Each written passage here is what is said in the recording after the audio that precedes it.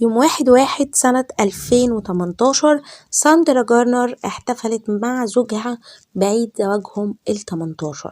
ساندرا نامت وصحيت على شخص لابس ماسك وماسك مسدس في ايده وموجه المسدس ناحيتها، وطلبت منه طلب واحد بس، ان هو ما يقتلهاش. القضية دي هي القضية اللي انا قلتلكم عليها ان هي شبه قضية ساندرا ميلجر جدا، وانتوا طلبتوا مني ان انا اعملها، وخلونا نبدأ في القضية على طول.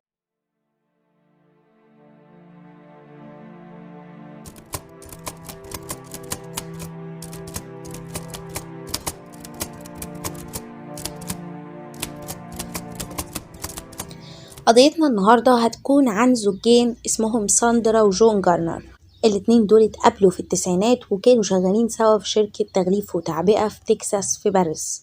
ساندرا كانت أكبر من جون ب13 سنة، بس الموضوع ده ما أثرش أبدا في علاقتهم. ساندرا هنا كان عندها ابن اسمه ويس وبنت اسمها أندريا. الاتنين هنا ساندرا وجون اتوعدوا لسنتين قبل ما يفكروا ان هما يتجوزوا، وفعلا الاتنين اتجوزوا في لاس فيجاس يوم 1/1، وبدأوا من وقتها ان هما يكونوا عيلة واحدة. جون كان شخصية لطيفة، بس كان عنده مشاكل كتير في سلوكه. هو كان طيب جدا وحنين، وناس كتير جدا كانت بتحبه وكانوا بيتصاحبوا عليه بسرعة جدا، وكانوا بيحبوا جدا ان هما يتواجدوا معاه. بس كان في ناس تانية مش بتطيق جون. جون مع الأسف كان بيشرب كتير جدا، ولما كان بيشرب كان كمان عنده مشاكل نفسية وبياخد مضادات اكتئاب برضو كتير، فالاتنين مع بعض كانوا بيخلوا جون يتحول لشخص همجي حرفيا لما بياخد الاتنين سوا، لأن دي أصلا حاجة غلط. وجون مع الأسف كان بيعمل كده كتير، وناس كتير ما كانتش بتحبه عشان كده. هو كمان كان مدير في شركة التعبئة والتغليف، وكان جون عنده برضو مشكلة ان هو كان بيستمتع جدا بان هو يطرد الناس من الشغل. حس ان الموضوع ده بيديله سلطة زيادة على الناس، وكان بيقول ان هو مش عايز اي شخص عنده يكون عنده نقطة كسل واحدة بس تأخر شغله، واي حد كان بيمسك عليه اي غلطة تافهة جدا كان بيطرده من الشغل وبيجيب غيره. فطبعا يعني الحاجات دي كونت له عداوات كتير جدا مع ناس كتير جدا، لانه تقريبا يعني في ناس كانت معتمدة حرفيا على الشغل ده، لما هو بيجي يطردهم فعلا بتحصل لهم مشاكل كتير جدا في حياتهم. والجون مع الأسف كان حابب الموضوع ده جدا. ساندرا وجون كمان كانوا بيحبوا بعض بطريقة غريبة، كانوا كأنهم توأم روح بعض. وزي ما قلت لكم هو حاول ان هو يكون أب لأولادها، خصوصا ابنها ويس. هو ويس اتصاحبوا بسرعة، حبوا بعض بسرعة. الموضوع كان سهل جدا ان هو يتعامل مع ويس، بس الموضوع كان صعب جدا معاه ان هو يتواصل مع أندريا. ودي حاجة طبيعية، يعني أي بنت مامتها اتجوزت راجل تاني غير باباها بعد العمر ده كله بيبقى صعب عليها ان هي تتقبل الشخص الجديد، وده فعلا اللي حصل مع أندريا وجون. بس في سنة 2014 ساندرا تم تشخيصها بأنها عندها مرض التصلب المتعدد. المرض ده بيكون ليه درجات بس هو صعب جدا.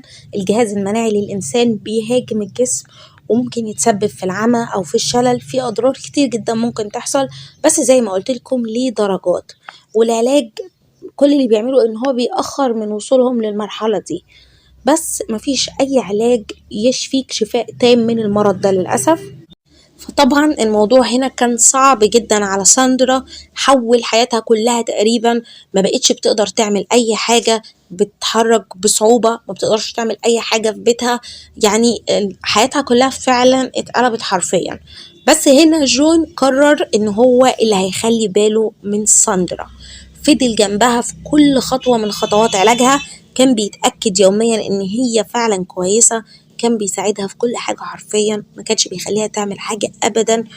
وأندريا لما شافت اللي بيحصل ده فهمت وعرفت قد إيه جون بيحب مامتها، ففتحت قلبها ليه وبدأت تتعامل معاه كويس وبدأت تحبه، وده خلى العيلة كلها هنا تقرب من بعضها أكتر. بس ساندرا في الوقت ده كانت بتعاني جدا من مرضها. الدواء اللي ساندرا كانت بتاخده مع الأسف كان بيخليها تدخل في مود اكتئاب شديد جدا، كانت بتفكر في الانتحار كتير جدا، وفي مرة من المرات عملت سيرش على جوجل عن ازاي تقتل نفسك. بس أكبر حاجة كانت منع ساندرا هنا إن هي كانت خايفة من جون، إزاي هيقدر يعيش بعد ما هي تموت، كانت خايفة عليه جدا. وفي وقت من الأوقات هي صرحته بإن هي بتفكر فعليا إن هي تنتحر، وهو قال لها إن هي لو عملت كده هو كمان هيضطر إن هو يعمل زيها. فهنا هي شالت الفكرة من دماغها نهائي، خوف بس على جون. خلوا بالكم أنا الكلام اللي بحكيه دلوقتي ده كلام جاي من ساندرا، يعني كلام ما فيش حد تاني قاله غيرها، فإحنا ما نعرفش برضو إذا كان صح أو غلط. جون هنا كان بالنسبة لساندرا هو السبب الوحيد اللي مخليها تكمل ومخليها تقدر تعيش، مخليها يعني تقدر أساسا إن هي تفضل موجودة. ساندرا هنا ما كانتش بتقدر تشتغل، استقالت من شغلها، وجون هو اللي كان بيصرف عليها، على علاجها، على كل حاجة. على فكرة كل الكلام اللي بحكيه لكم ده مهم جدا في قضيتنا، وكله هنرجع له تاني في القضية، فركزوا معايا. ساندرا هنا كانت معتمدة على جون حرفيا في كل حاجة، ماديا عاطفيا كل حاجة جون اللي كان بيعملها. وطبعا الموضوع ده كان عامل ضغط كبير جدا على جون، بس جون عمره ما اشتكى، بجد كان بيعمل الحاجات دي وهو مبسوط ان هو بيساعدها. فطبعا هنا الموضوع ده خلى علاقتهم اقوى من الاول. وفي سنة 2016 الاتنين هنا نقلوا سوا لمدينة ماي بيرل في تكساس، والمدينة دي كانت صغيرة جدا، عدد سكانها تقريبا كان 1000 شخص بس، وهم اختاروا المكان ده عشان يعيشوا في هدوء أكتر. في الوقت ده ساندرا وجون كانوا قريبين جدا من عيلة جون، فعيلة جون قرروا ان هم كمان ينقلوا ويشتروا بيت في وش بيت ساندرا وجون. يعني دلوقتي عيلة جون بقت عايشة في وش بيتها في وش بيت ساندرا. ومن وقتها والحديقة بتاعت بيت ساندرا دي كانت مكان تجمعهم اليومي تقريبا، كانوا بيعملوا كل حاجة هناك، بيعملوا حفلات، بيعملوا حاجات كتير جدا، وكانوا يوميا بيجتمعوا هناك. يعني حياتهم كانت حلوة جدا في الوقت ده، كانوا مبسوطين جدا، طبعا بغض النظر عن مرض ساندرا اللي طبعا كان تعبها جدا، بس في النهاية هم كانوا مبسوطين وعلاقتهم استمرت كده سنين لحد سنة 2018، تحديدا يوم الاثنين 1/1/2018. اليوم ده كان يوم عيد جوازهم ال18. زي ما قلت لكم ويس كان قريب جدا من جون، فجون في اليوم ده دعا ويس ان هو يجي يحتفل معاهم بعيد جوازهم. فويس جه اليوم ده في الظهر وفضل لحد الساعة 7 بالليل موجود عندهم، احتفلوا سوا وقضوا يوم جميل جدا. وفي العادة يعني، وركزوا في الحتة دي، سارة وجون مش بيسهروا، الاتنين اصلا بياخدوا ادوية، الادوية دي اساسا بتخليهم يناموا. فالاتنين كان عندهم روتين ان هم بيناموا يوميا ما بين الساعة 9:30 والساعة 10 بالليل، ما بيسهروش اكتر من كده ابدا. بس الساعة 12:50 الصبح البوليس جات له مكالمة غريبة جدا من ساندرا جارنر. I need an ambulance. My husband's been shot. Okay, what happened there? There was a man here. And he shot him. And he told me not to call the police. And do you know where the male subject went? No, I was in the bathroom. And he told me to sit down and count to 100. And not to call the police until I got to 100. He said if I called y'all before he reached 100, he'd come back and kill me. Please hurry. I think he's still alive. He's making noise. طبعا واضح جدا من المكالمة اللي انتوا سمعتوها ان ساندرا كانت خايفة جدا، بدأت تقول ان جون ممكن يكون لسه عايش وان هما لازم يجوا بسرعة ويلحقوها.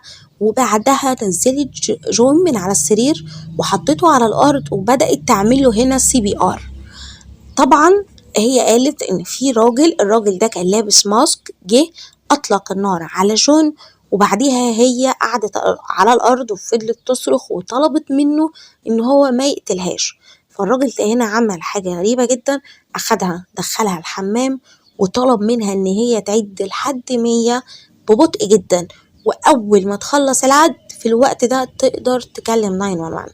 وعايزه اقول لكم ان ساندرا في الوقت اللي كلمت فيه 911 كانت لسه مخلصه العد لحد 100، يعني هي كمان سمعت كلامه، اللي هي حاجه غريبه جدا يعني ما تتصدقش. الشرطه هنا وصلوا بعد 15 دقيقه، كل الشرطه اللي دخلت كانوا لابسين كاميرات، صوروا كل حاجه تقريبا في البيت. سارة في الوقت ده كانت عمالة تصرخ من أوضة النوم وبتنادي عليهم عشان يلحقوها. أول ما دخلوا لقوا جون على الأرض، ولما لمسوه كان جسمه فعلا دافي، فواضح ان هو كان لسه عايش فعلا لما ساندرا كلمت 911. فطبعا هنا ساندرا سألتهم إذا كان جون عايش ولا لأ، والشرطي رد قال لأ. وهنا بدأت ساندرا تصرخ وتطلب منه إن هو يحاول يعيشه تاني، طبعا دي حاجة ما كانتش في إيده. الشرطة هنا بقى شكوا إن الراجل اللي عمل كده ممكن يكون لسه متواجد في البيت، فبدأوا يفتشوا البيت كله ويدوروا عليه، بس برضو ما لقوش حد. بعدها واحد من الشرطة بدأ مسك موبايله وبدأ يصور كل مكان في البيت، صور صور كتير جدا، صور كمان سارة كلها تقريبا، يعني ما سابش حاجة ما صورهاش بالموبايل بتاعه. وخليكم فاكرين النقطة دي كويس. بس طبعا هنا في حاجة غلط جدا حصلت، ناس كتير فضلت تدخل الأوضة وتخرج من الأوضة، في مسعفين، في الشرطة، كلهم بدأوا يدخلوا. وطبعا ده ما بقاش دلوقتي مسرح جريمة، كل حاجة اتبهدلت، كل الأدلة ضاعت، مفيش أي أدلة اتجمعت من مسرح الجريمة بتاعت جون. بس عايزة اقول لكم ساندرا في الوقت ده كانت طبعا منهارة جدا، عمالة تصرخ. بعدها هي حاولت بينها وبين نفسها ان هي تهدي نفسها عشان تقدر ان هي تساعد الشرطة، بس طبعا ما قدرتش. الشرطة كانت كل ما تسألها عن حاجة ساندرا هنا ما كانتش بتقدر تجمع كلمتين على بعض. طبعا زي ما قلت لكم المدينة دي صغيرة جدا، فالشرطة فيها ما عندهاش إمكانيات كبيرة، فالشرطة هنا اتصلوا بمكتب شرف المقاطعة عشان يساعدوهم في التحقيق، وده اللي حصل فعلا. بعدها الشرطة هنا قفلت البيت على أساس إن هو مسرح جريمة محدش يدخل البيت، وأخدوا ساندرا للتحقيق. طبعا ساندرا هنا كانت الشاهد الوحيد قدامهم، هي الوحيدة اللي ممكن تساعدهم في حل القضية دي. بدأوا استجواب ساندرا الساعة 2 الفجر، وهي حاولت إن هي تكون هادية على قد ما تقدر. وطبعا حطوا نفسكم مكانها، واحدة جوزها لسه مقتول قدامها، وكمان كان ممكن هي كمان تموت، فطبعا الوضع كان صعب جدا. هي كانت بتقول إن هي حاسة إن هي لسه نايمة وبتحلم. بدأوا ياخدوا عينات من إيد ساندرا عشان يتأكدوا لو في أي آثار للبارود، بارود الرصاص يعني، على إيديها. بعديها أخدوا كل هدومها برضو عشان يحللوها وعطوها هدوم تانية. دلوقتي أنا هحكي لكم اللي حصل طبقا لكلام ساندرا. الأول ساندرا قالت إن ويس كان عندهم، بعدها هي نامت وصحيت على صوت إطلاق نار الساعة 12:40 تقريبا. بعدها راحت مصححة لنفسها بسرعة وقالت إن هي سمعت صوت طلقتين.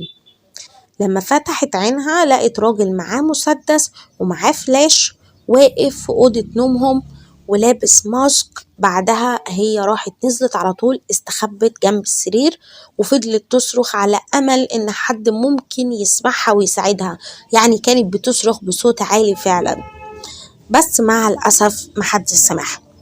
بعدها قالت أوصاف الراجل، قالت إن هو راجل أبيض كان لابس سويتشيرت أزرق ولابس ماسك، وإن هو أطول منها، وإن هي كل اللي كانت قادرة تشوفه هي عينه، وكمان ما كانتش بتبص ناحيته كتير لأنه كل ما كانت بتبص ناحيته كان بيقول لها إنها لو بصت هيقتلها. لما صحيت الراجل ده كان بالفعل أطلق النار على جون مرتين. ساندرا هنا بدأت تترجاه إن هو ما يقتلهاش، وهنا قال لها إن هو كان هنا علشان يقتل جون، لأن جون دمر حياته. قال إن جون خلاه يخسر بيته وأولاده ومراته، خسر كل حاجة بسبب جون، وإن هو جاي هنا عشان ينتقم من جون، ما عندوش أي نية إن هو يقتل ساندرا. فبان جدا للشرطة من كلامها إن الشخص اللي موجود ده هو شخص كان حد من الناس اللي جون طردهم من الشغل، وبالفعل بدأوا حققوا مع 2 فعلا من الناس اللي جون طردهم من الشغل. بعدها قالت إن الراجل ده كان عارف إن جون مخبي فلوس في البيت، وقال لها إنه عايز الفلوس دي، ففي خزنة كانت موجودة في الدولاب بتاعهم هي أخدته لهناك وأخد الفلوس اللي هناك. هي قالت إن الفلوس اللي كانت موجودة هناك هي ما تعرفش عددها بالظبط، بس آخر مرة عدت الفلوس دي فيها وكان من يومين، كانت الفلوس دي 18,000 دولار. قالت إن هي في اللحظة دي الضوء بتاع الفلاش اللي معاه كان ضارب في الخزنة، فقدرت إن هي تشوف عينه وبصت لمحته اللحظة، قدرت إن هي تشوف عينيه، بس هو قال لها لو بصت تاني هيقتلها. بعدها هي هنا دخلت الحمام وقال لها ان هي تقعد وتعد لحد 100 ببطء قبل ما تكلم 911. وسارة قالت ان هي عدت لحد 100 بأسرع طريقة ممكن تعد بيها، وبعديها راحت اتصلت ب 911. فضلوا يحققوا مع ساندرا لساعات وهي عمالين يعدوا لها كمان نفس الأسئلة. طبعا هي كانت مجهدة جدا. بعد ما خلصوا كل الأسئلة بتاعتهم سابوا ساندرا ترجع لبيتها. لما ساندرا رجعت البيت لقت العيلة كلها متجمعة في بيت أهل جون. كلهم كانوا طبعا هيتجننوا جدا، مش فاهمين ايه اللي حصل، زعلانين على جون، يعني ابنهم لسه ميت. الوضع كان صعب جدا، بس هي كانت تعبانة جدا. فساندرا سابتهم وراحت تنام في بيتها، في البيت اللي جون لسه ميت فيه. وانا مش عارفه اصلا ازاي الشرطه سمحت انها تدخل. المفروض ان الشرطه قافله المكان على ايده مسرح جريمه، بس ساندرا دخلت نامت اليوم ده في بيتها ومرضيتش ان هي تنام عند حد، وقالت ان جون كان هيكون عايز منها ان هي تنام في نفس البيت، وان هي حاسه بالراحه لان هي حاسه كده ان هي قريبه منه اكتر، وما كانتش عندها نيه ان هي تروح لاي مكان تاني. كانت كمان بتتمنى ان الراجل ده يرجع تاني عشان تقتله وتنتقم لجون. في نفس الوقت في حد هنا من عيلة ساندرا راح لبيت ابنها ويس وحكاله اللي حصل. وأول ما ويس سمع اللي حصل عمل حاجة غريبة جدا، ركب عربيته بسرعة وراح لمركز الشرطة وقال لهم إن هو عايز يتكلم معاهم، وبدأوا فعلا هنا يتكلموا معاه. وفي حاجة مهمة جدا ومعرفش ليه أصلا عدت على الشرطة، ويس في اللحظة دي ما كانش حتى كلم أمه. يعني أمه جوزها مات، ومش بس جوزها، يعني ويس كان علاقته حلوة جدا بجود زي ما قلت لكم. هو ما فكرش حتى ان هو يتصل على أمه يشوفها كويسة ولا مش كويسة، لا هو راح على طول للشرطة. والأغرب كمان اللي قالوا للشرطة هناك، أول ما بدأ يتكلم معاهم بدأ يلمح على طول إن أمه هي اللي عملت كده. يعني قالوا له هناك خليك صريح شوية. رد وقال لهم دي أمي، انتوا عايزيني أعترف على أمي؟ طيب أمال هو دلوقتي عمل إيه؟ بس بدأ هنا يشكك في قصة ساندرا. عموما قال إن هو مش مصدق إن في حد غريب دخل البيت، لأن لو في حد غريب دخل البيت كانت الكلاب هتنبح والجيران كانت هتصحى والكل كان هياخد باله، وإن فكرة إن حد دخل اقتحم البيت وقتل جون دي حاجة مش داخلة دماغه. من الآخر هو اداهم صورة كاملة إن أم ساندرا قادرة على إن هي ترتكب الجريمة دي. الشرطة في الوقت ده أصلا ما كانوش شاكين في ساندرا نهائي، كانوا مصدقين كلامها جدا، لأن ساندرا فضلت على نفس الكلام ما غيرتش كلامها نهائي. قعدوا يستجوبوها لساعات طويلة في وقت هي أعصابها تعبانة فيه، وبدأوا يسألوها أسئلة ويرجعوا بعد ساعة يسألوها نفس السؤال تاني. ساندرا هنا كانت بتجاوب نفس الإجابات بالظبط، ما كانتش بتغير كلامها نهائي. لو في شخص بيكذب وفي الحالة اللي هي فيها دي هينسى الكذب اللي هو كذبه، فهم كانوا شايفين إن هي واثقة من قصتها وفعلا مصدقاها وفعلا القصة حصلت، فما كانوش شاكين فيها أصلا. ما شكوش فيها إلا بعد الكلام ويس هنا بعد ما اتكلم مع الشرطة بدأوا طبعا زي ما قلت لكم يبصوا للقضية بطريقة تانية، لفت انتباههم وبدأوا يشكوا ان ساندرا ممكن تكون هي اللي قتلت جون، وان هي ألفت كل القصة اللي حكتها لهم. ويس كان مع الأسف أنا مش عارفة أقول له وصف، يعني بصراحة حاجة غريبة جدا إن هو يروح يوجه كل أصابع الاتهام ناحية أمه، يعني دي أمه، حاجة فعلا مش طبيعية. هو عمره ما اتهمها فعليا، بس هو بدأ يلمح للكل ان هي بتكذب وان هي قادرة تقتل جون، انما ما اتهمهاش اتهام صريح. الايام اللي بعدها الشرطة بدأت تفتش البيت كله، كل حاجات جون تقريبا، كل حاجاتهم كلها، فتشوا الجراج، فتشوا عربياتهم، كل حاجة في البيت اتفتشت، ملاقوش اي حاجة.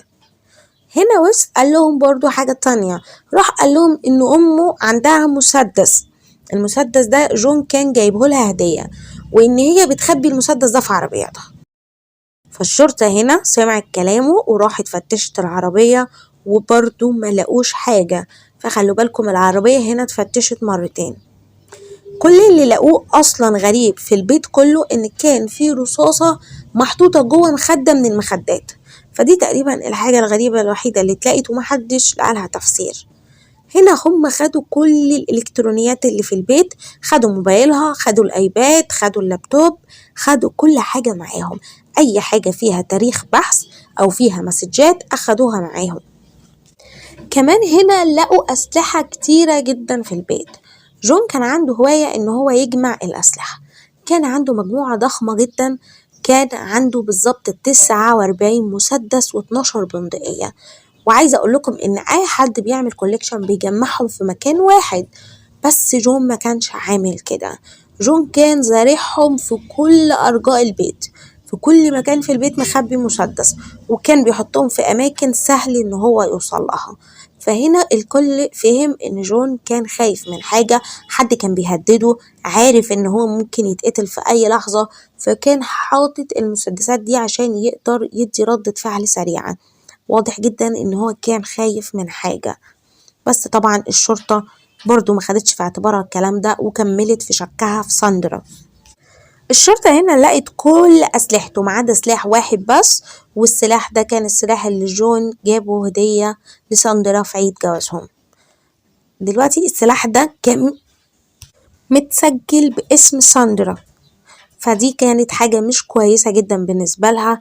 كمان لما فحصوا ايديها زي ما قلت لكم عشان يشوفوا فيه بارود للرصاص ولا لأ، لقوا كمية قليلة جدا من البارود على ايديها. طبعا ده هنا كان ليه تفسيرين.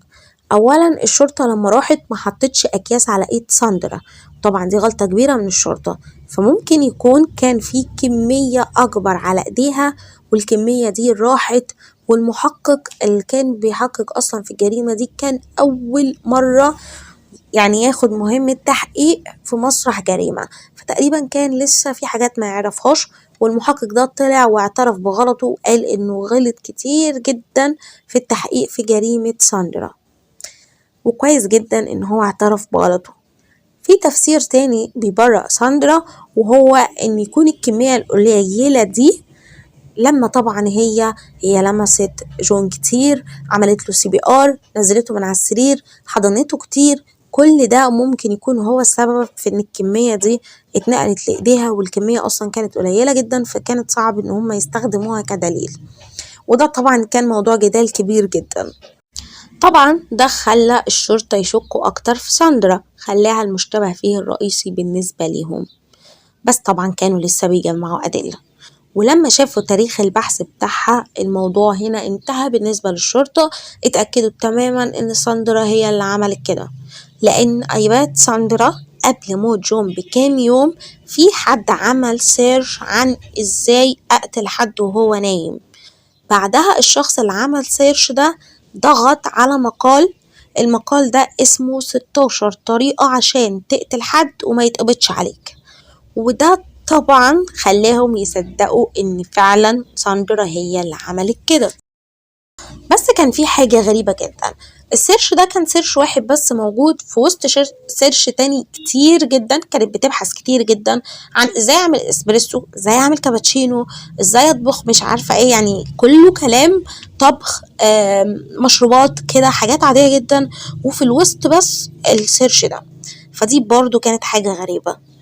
وفي يوم 4/1/2018 كانوا خلاص عايزين يقبضوا عليها، بس ما كانش برضو عندهم أدلة كفاية، لأن لحد دلوقتي الشرطة ما كانتش لقت سلاح الجريمة.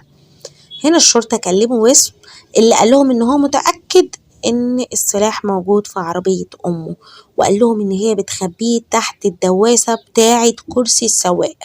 قال لهم روحوا دوروا كويس وانتوا هتلاقوا المسدس. وانا مش فاهمة ليه لحد دلوقتي ما حدش شك فيه، يعني مفيش حد طبيعي يعمل كده في امه، واضح جدا ان في حاجة غلط، وانه ممكن يكون جدا هو اللي عمل كده وبيحاول يورط امه، بس ما حدش شك في ويس نهائي. بالنسبة لسارة قالت ان هي عمرها ما قالت لويس اصلا ان هي شايلة مسدس في عربيتها، لان هي اصلا عمرها ما حطت المسدس في عربيتها، وان المسدس كان موجود في البيت، وان هو بيكذب. فاليوم الشرطة قررت ان هي تروح تاني يوم يروحوا يفتشوا الجراج ويفتشوا العربية تاني، بس لما راحوا هناك لقوا باب الجراج مقفول. المفتاح هنا كان مع سارة، فويس هنا راح سأل أمه خلوا بالكم أمه أولا وقتها كانت قاعدة في بيت أهل جون، كانت قاعدة مع عيلة جون. وخدوا بالكم برضو برغم ان هي عرفت ان هو بيتكلم مع الشرطة معاها وبيلمح للشرطة ان هي عملت كده، أمه لحد دلوقتي لسه بتتعامل معاه. عموما هو راح طلب منها المفتاح عشان الشرطة تدخل تفتش الجراج. بس ساندرا أول ما سمعت الكلام ده اتعصبت جدا، كانت وقتها بتاكل، رمت الشوكة بعصبية على الأرض وقالت بصوت عالي لأ طبعا قول لهم يمشوا من هنا.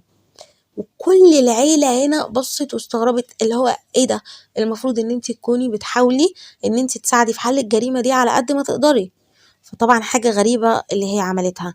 فساندرا لحد اللحظة دي كانت متعاونة جدا مع الشرطة، بس بعد كده كل حاجة اتغيرت. قالت ان هي حست ان هم بدأوا يوجهوا الاتهام ليها هي، وتفكيرهم بدأ يتغير، وان هم بدأوا يشكوا فيها بدل ما يدوروا على الفاعل الحقيقي اللي عمل كده في جون. ودي حاجة كانت معصباها جدا.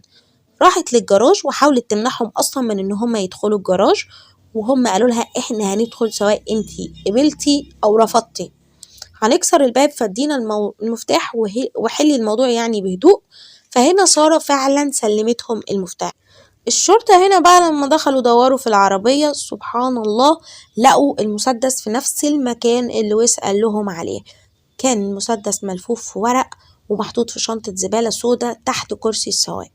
الشرطة هنا كانت واثقة ان المسدس ده ما كانش موجود ابدا في المرتين اللي فتشوا فيهم قبل كده، لان هم فتشوا العربية كويس جدا، فهم كانوا متأكدين ان المسدس ده حد حطه بعد المرتين اللي هم فتشوا فيهم. ويس هنا شاف كل ده وراح معدي الشارع ورايح لبيت عيلة جون، وقف قدام الكل وقال ان هم لقوا سلاح الجريمة في عربية امه، يعني وكان بيتكلم كأنه انتصر، يعني حاجة غريبة جدا. في الوقت ده اصلا بقى الغريب ان محدش كان يعرف اصلا ان ده سلاح الجريمة، فهو بيقول كده السلاح لا كان لسه اتفحص ولا حد كان يعرف اذا كان فعلا هو اللي استخدم في الجريمة ولا لا. وهنا كل العيلة بدأت تغير نظرتها لساندرا، الكل بدأ يشك في ساندرا، وبعد كلام ويس الكل هنا اتأكد واقتنع ان ساندرا هنا فعلا هي اللي عملت كده في جون. بس الفكرة هنا ان لا هما ولا اي مخلوق في الدنيا كانوا قادرين يطلعوا دافع لساندرا. ليه تعمل كده؟ ليه تفكر تقتل جون؟ هي مش هتستفيد اي حاجة من قتل جون، بالعكس هي هتخسر كل حاجة، هتخسر. انا قلت لكم ان ساندرا كانت معتمد عليها حرفيا في كل حاجة، تقتله ازاي؟ يعني لو العكس كان ممكن اقول ان في دافع ان هو عايز يخلص منها، انما هنا مفيش اي دافع نهائي حد قدر يلاقيه ابدا في القضية اللي انا بتكلم فيها. الشرطة هنا أخدت ساندرا للتحقيق مرة تانية، بس المرة دي كانت مختلفة تماما عن المرة الأولى، لأن المرة دي ساندرا كانوا واخدينها كمشتبه فيها مش كشهادة. طبعا الشرطة هنا ضغطوا عليها كتير جدا، بدأوا يسألوها كتير جدا انت اللي قتلتي جون، انت اللي حطيتي المسدس في العربية، بدأوا يعيدوا في السؤال كتير جدا وهي تقول لهم لا، ويعيدوا وهي تقول لهم لا، لحد ما قالت لهم انتوا واضح جدا ان انتوا عايزيني اعترف بحاجة انا عمري ما عملتها، وانا عمري ما هعمل كده، وعمركم ما هتوصلوا للي انتوا عايزينه. وساندرا هنا بطلت تتكلم معاهم. بس كان واضح جدا في التحقيق ان ساندرا متأثرة جدا، متضايقة جدا من فكرة ان هما بيتهموها ان هي قتلت جوزها. ففي ناس كتير هنا قالت ان ساندرا ممثلة محترفة وان هي بتمثل بس مش اكتر، وكان في ناس تانية مصدقة ان هي فعلا ما كانتش مصدقة فكرة ان حد يتهمها بقتل جون. هنا بدأوا يفحصوا المسدس ما لقوش فيه ولا اي بصمات ولا اي DNA ولا اي حاجة خالص، بس هم قدروا يثبتوا هنا ان المسدس ده هو المسدس اللي استخدم لقتل جون. وطبعا كان في حاجة غريبة جدا، غريب جدا ان ويس يتوقع المكان بتاع المسدس بالظبط، كمان يتوقع ان هو ده فعلا المسدس اللي استخدم في الجريمة. ما هو مش معنى ان هي عندها مسدس وضاع ان المسدس ده هو اللي اتقتل بيه جون. بعدها كمان الشرطة قالت ان لو حد غريب اللي دخل البيت كان هيجيب سلاحه معاه، مش هياخد سلاح ساندرا عشان يرتكب جريمة. كمان لو ساندرا قايلة لويس مكانه ليه سابته هناك؟ يعني هي دلوقتي عارفة ان ويس بيروح يتكلم عليها مع الشرطة، ليه لو هي حكياله قايلة له مكان السلاح فين تفضل تاخد السلاح كمان، لان السلاح ما كانش موجود زي ما قلت لكم، تاخده وتروح تحطه في نفس المكان اللي عارفة ان ويس عارفه. لو هي عايزة كده كانت المفروض تتخلص منه في مكان تاني.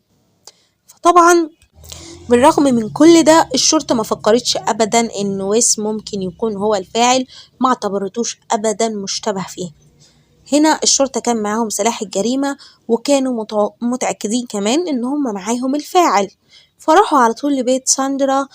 وساندرا وقتها ما كانتش في بيتها، فضلوا مستنيينها لحد ما ترجع للبيت، وساندرا اتقبض عليها أول ما رجعت في عربيتها، وكانت مصدومة جدا. في الوقت ده ويس وعيلة جون طلعوا من بيتهم وبدأوا يتفرجوا عليها، وكانوا فرحانين جدا وحاسين ان أخيرا العدالة هتتحقق. ساندرا اتسجنت. الكفالة بتاعت ساندرا كانت 2 مليون دولار، وطبعا ده مبلغ كبير جدا، هي ما تقدرش أبدا ان هي تدفع المبلغ ده. عايزة أقول لكم إن السجن أثر في ساندرا جدا، تقريبا سحب كل الحياة اللي كانت موجودة فيها. ساندرا شكلها اتغير جدا، كبرت جدا، بقى شكلها غريب.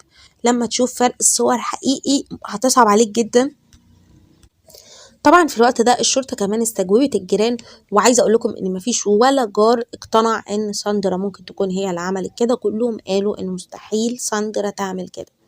ساندرا تم اتهامها رسميا يوم 21/3 سنة 2018. قعدت في السجن 1.5 سنة في انتظار المحاكمة بتاعتها. المحاكمة بدأت في شهر 9 سنة 2019، وبالرغم من إن سارة كانت تعبانة جدا وكانت مجهدة جدا، كانت واثقة جدا إن هما مش هيقدروا يثبتوا عليها حاجة، واثقة إن هي بريئة لأن هي فعلا ما عملتش حاجة. بس الادعاء كمان كانوا واثقين جدا ان عندهم كل الادله اللي هيقدروا يدينوا بيها ساندرا. كانوا شايفين ان هي قضيه منتهيه لان هم عندهم دليل ان سلاح الجريمه متسجل باسم ساندرا، وكمان سلاح الجريمه اتلقى في عربيتها. بس كل ما كانت المحاكمه بتستمر كل ما كانوا بيفهموا ان ساندرا عندها فرصه كبيره جدا ان هي تتبرأ، لأن كان في احتمالات تانية كتير جدا إن في أشخاص تانية غير ساندرا ممكن يكونوا هما اللي عملوا كده. وأول واحد طبعا هو ويس، ومحامي ساندرا استغل الموضوع ده جدا وبدأ يوجه كل الاتهامات ناحيته. دلوقتي ليه ويس كان متأكد إن ساندرا هي اللي عملت كده؟ ليه حاول يتأكد ولازم إن هو يروح يعرف الشرطة إن هو مفكر إن ساندرا هي اللي عملت كده؟ الشرطة عمرهم ما اعتبروه أصلا مشتبه فيه. في محققة من المحققين قالت إن هي لما قعدت معاه شافت إن هو الشخص ساذج جدا، إن هو جبان جدا، إن هو ما يقدرش يعمل حاجة زي كده، مش هيقدر يستحمل فكرة إن هو يطلق النار على شخص بيحبه، وإن هو يعني مش ذكي كفاية لإن هو يعمل كده.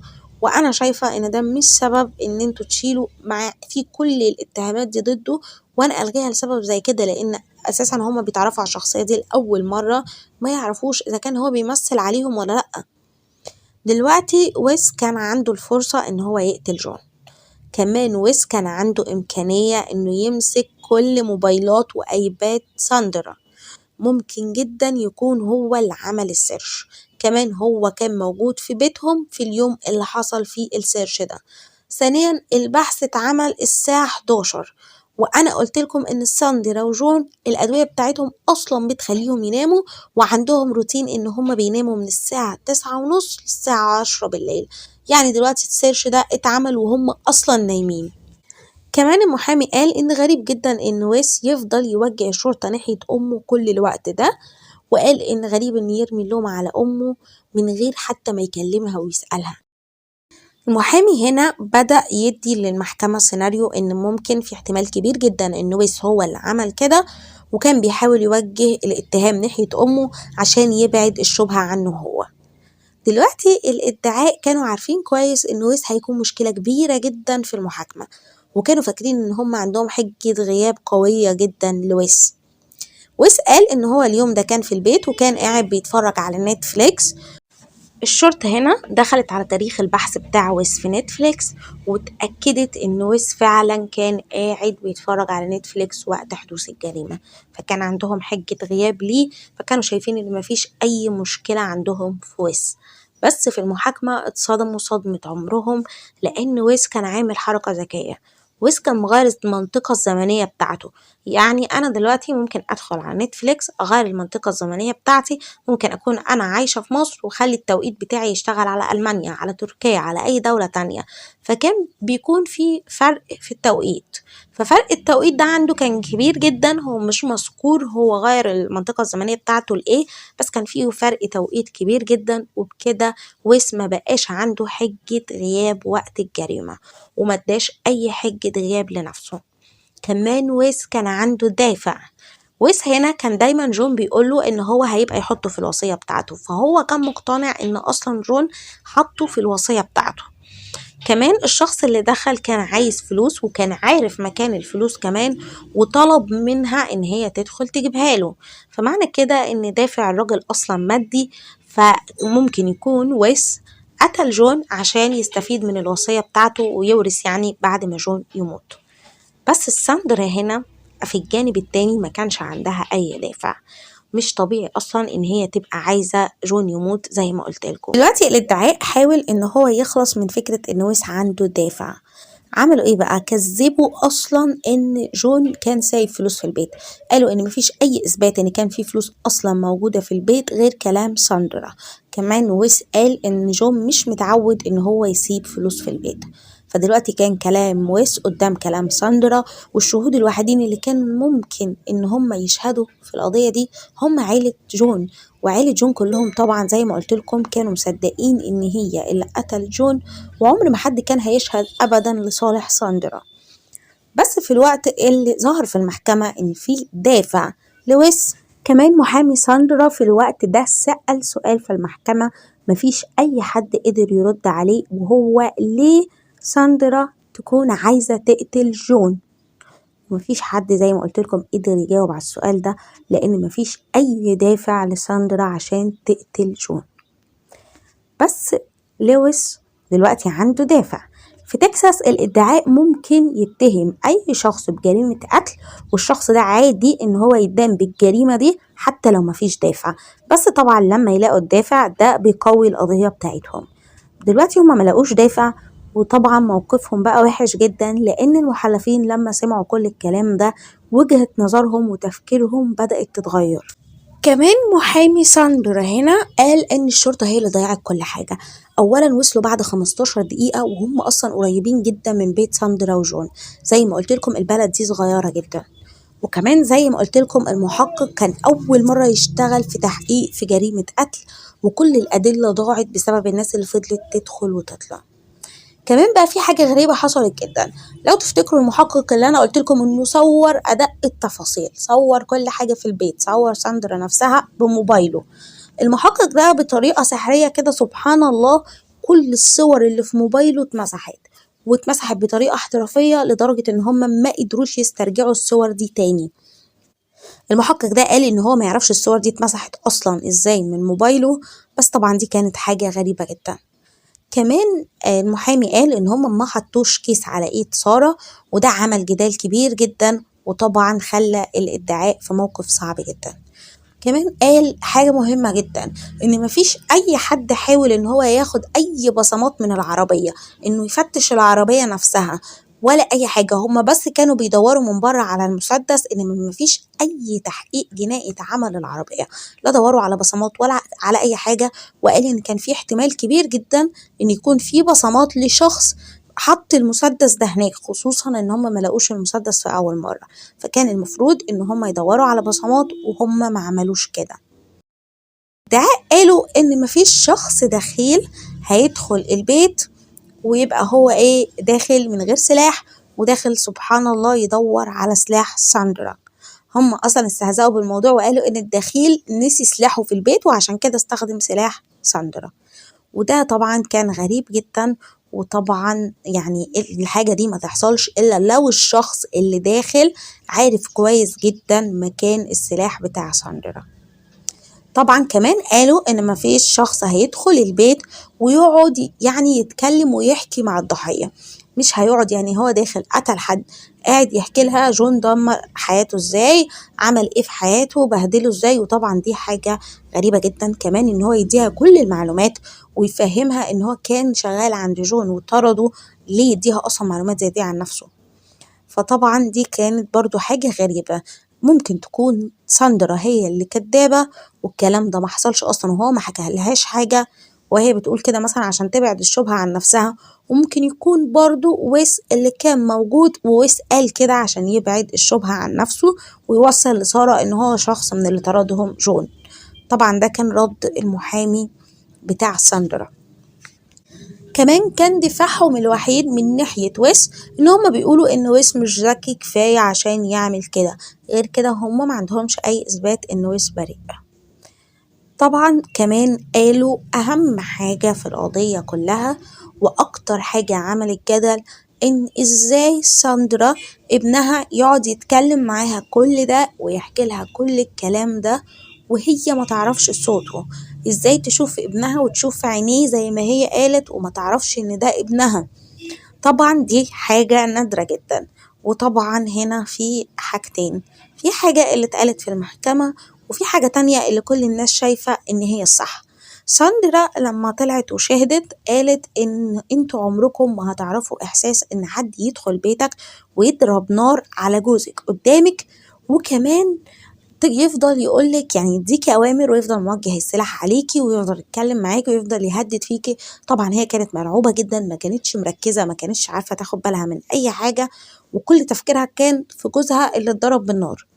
فقالت ان احنا عمرنا ما هنحس الاحساس ده، ولو حد اتحط في الموقف ده ساعتها هيعرف ازاي ممكن ما يقدرش يفرق صوت ابنه.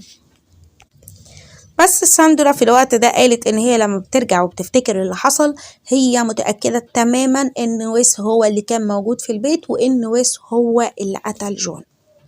محدش خالص في كل ده طبعا ادى احتمالية، لان دي حاجة اصلا كانت تورطها، لان هي كده هتبقى بتغطي على جريمة. بس في احتمال كبير جدا ان ساندرا كانت عارفة من الاول ان هو ويس، بس طبعا ده ابنها وخافت عليه وما كانتش عايزة ان هي تورطه في حاجة او تخلي الشرطة يشكوا فيه اصلا، حتى لو هي عارفة ان هو اللي عمل كده. في كلتا الاحوال هو ابنها، ما كانتش هتعمل ابدا نفس اللي هو عمله. وهنا في الوقت ده هم قرروا ان هم يخلوا ساندرا تشهد، وطبعا دي فيها مخاطرة كبيرة جدا في اي محاكمة. بس هي طلعت وحكت كل قصتها من الاول، يعني حكت من الاول للاخر كل اللي حصل. وطبعا الادعاء هنا قدروا ان هم يشككوا في معظم قصة ساندرا. كمان ساندرا ما قدرتش تبرر موضوع السيرش لما اتسألت عليه، كل اللي قالته ان هي مش فاكرة حاجة وان هي متأكدة ان هي ما عملتش السيرش ده. طبعا دي حاجة خلت شكلها وحش جدا في المحكمة. بعدها الادعاء هنا قدم أكتر من 400 دليل ضد ساندرا، وكانوا متأكدين إن المحلفين هيقولوا إن ساندرا مذنبة في قتل جون. بس المحلفين ما رجعوش كل الكلام ده، المحلفين أخدوا 3 ساعات بس وبعدها طلعوا وقالوا إن ساندرا غير مذنبة. بكل وقتها طبعا كان متجمع في المحكمة، حتى عيلة جون كانت هناك، وساندرا طبعا كانت فرحانة جدا، ما كانتش قادرة أبدا تخبي ضحكتها. بعد 1.5 سنة سجن أخيرا هتقدر ترجع بيتها. بنتها أندريا كمان كانت فرحانة جدا، والكل حرفيا كان فرحان ما عدا طبعا ويس وعيلة جون. هنا ساندرا وأندريا قالوا إن دول كانوا أطول 3 ساعات عدوا عليهم في حياتهم، ودلوقتي خلاص هي هترجع لبيتها. بس هترجع لأنهي بيت بقى؟ هترجع للبيت اللي مع الأسف قدام عيلة جون. ساندرا قالت إن هي عمرها ما هتسيب البيت ده، لأن البيت ده فيه كل ذكرياتها مع جون، وإن هي هتفضل عايشة فيه مهما حصل ومهما اضطرت إن هي تستحمل. دلوقتي هي راحت وعاشت هناك زي ما قلت لكم، وطبعا انت ما تتخيلش الوضع، هي عايشة في بيت واللي عايشين قدامها فاكرين ان هي قتلت ابنهم، فطبعا الوضع كان صعب جدا. بس بنتها أندريا كانت بتروح لها كتير، لان هي طبعا كانت خايفة عليها من ان هي قاعدة هناك، وكانت معاها دايما طول الفترة دي. بس بعد فترة طويلة عيلة جون هم اللي زهقوا ونقلوا خالص وسابوا البيت. ساندرا هنا زي ما قلت لكم قريبة جدا من أندريا، بس الاتنين هنا قطعوا علاقتهم نهائي بويس.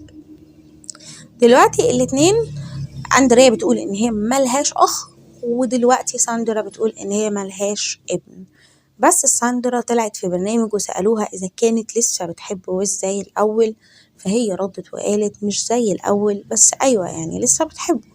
بس قالت ان هي عمرها ما هتتعامل معاه تاني ابدا، وان هو اللي اختار الاختيار ده. وطبعا هي عندها حق. كمان ساندرا كانت متأكدة ان ويس هو اللي قتل جون، لان هي عارفة كويس ان كل الحاجات اللي اتقال ان هي عملتها هي ما عملتهاش. موضوع السيرش، موضوع المسدس، موضوع الكلام ده، هي ما حطتش الحاجات دي في الاماكن دي. فكانت متأكدة جدا ان مفيش حد كان متواجد وحد يقدر يعمل الموضوع ده غيره هو او جون اللي مات اساسا. فهي كانت متأكدة ان اللي حصل ده ويس هو اللي عمله. كمان ساندرا هنا قانونيا ما ينفعش تتحاكم تاني طالما اتبرأت. بس اللي مش مفهوم هنا ان الشرطة ما حاولتش ابدا ان هي توجه اي اتهام ناحية ويس، حتى بعد كل الادلة اللي اتعرضت في المحكمة وكل اللي انتوا سمعتوه. الشرطة هنا قالوا ان هما متأكدين تماما ان ساندرا هي اللي عملت كده حتى لو المحكمة برأتها، وإن القضية بتاعت ساندرا كده اتقفلت تماما، وهم مش هيدوروا على أي مشتبه فيهم تاني. سارة هنا كملت حياتها عادي، وكانت عايشة في البيت لوحدها مع الكلبين اللي كانوا بتوعها هي وجون. بس طبعا المحامي بتاعها وبنتها أندريا كانوا بيهتموا بيها جدا، لأن هم كانوا خايفين لأن حصلت حاجة دلوقتي. ويس اتصدم صدمة عمره، وعرف إن هو أصلا مش مكتوب في وصية جون، وإن اللي مكتوب في الوصية هي ساندرا، وهي اللي هتاخد أغلب الحاجات. فطبعا دي حاجة كانت مضايقاه جدا، وطبعا بقى عنده دافع جدا الكبير ان هو ينتقم من ساندرا. فهم كانوا خايفين عليها. بس ساندرا كانت مصدقة بينها وبين نفسها ان ويس هو اللي عمل كده، وانه لو كان عنده الجرأة او كان عايز ان هو يقتلها كان قتلها وقتها.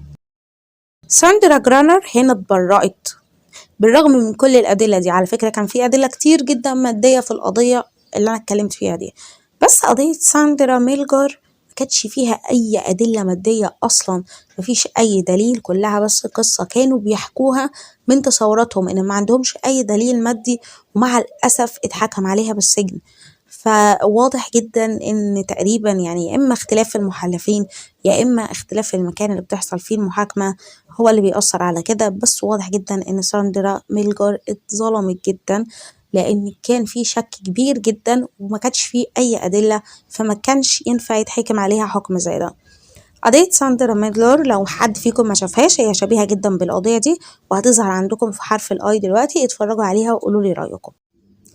القضية دي أنا حابة أعرف رأيكم فيها جدا، قولوا لي رأيكم في الكومنتات، لأن بجد الآراء مختلفة جدا في القضية دي في كل مكان، كل حد عنده رأي مختلف. هل انتوا شايفين إن ساندرا هي اللي عملت كده، ولا وش هو اللي عمل كده، ولا مثلا حد من الشغل عنده فعلا طرده وهو اللي جه عمل كده فعلا، ولا ممكن يكون حد تاني خالص وويس كان خايف أو متورط في حاجة وعشان كده كان زارع الأسلحة في البيت دي وكان شايف إن هو محتاج حماية. قولي رأيكم في الكومنتات، وأشوفكم في قضية جديدة. سلام.